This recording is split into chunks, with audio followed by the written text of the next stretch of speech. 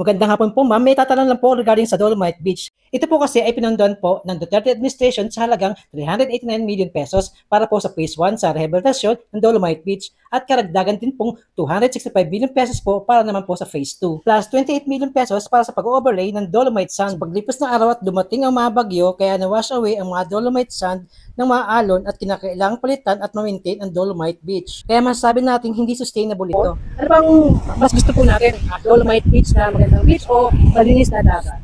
Siyempre, malinis na dagat.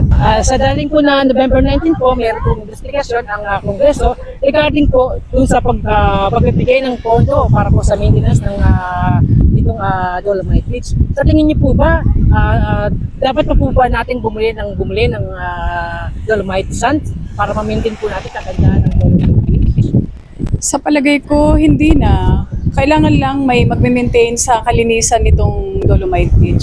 Kung i-rate po ninyo itong Dolomite Beach from 1, yung okay pa at dapat pa siyang i-maintain, o yung 10, no, wala nang kwenta para mag-i-maintain pa ang Dolomite Beach? Doon siguro ako sa 3. Bakit po? Pwedeng i-maintain, pero hindi naman kailangan ganun ka mamahal. Nasa mga tao din kasi ang pag-iingat eh. Yung yun lang pag ng mga basura, 'di ba? Yung mga facilities pati dito, kailangan din magkaroon yung comfort room ng yung mga pumupunta dito kasi marami na talaga pumupunta dito eh. Kahit mga foreigner pumupunta na dito para tingnan 'to.